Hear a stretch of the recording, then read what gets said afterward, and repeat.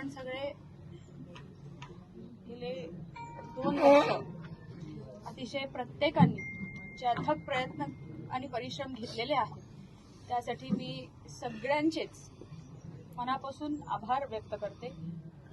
मी आपल्याला एवढंच सांगेन की आपण निश्चितपणे एक चांगला लढा दिलेला आहे आणि तो लढा देत असताना जोपर्यंत आपण जिंकत नाही तोपर्यंत आपली लढाई थांबत.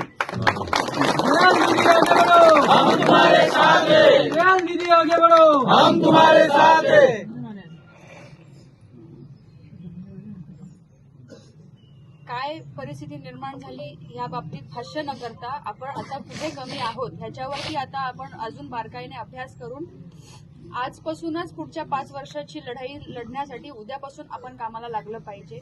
आणि उद्याचं आव्हान कितीही मोठं असलं आणि काही असलं तरी सुद्धा शिवसेना उद्धव बाळासाहेब ठाकरे पक्षाची आमदार या मतदारसंघातूनच गेली पाहिजे. आता आपण लढायला सुरुवात करायची आहे.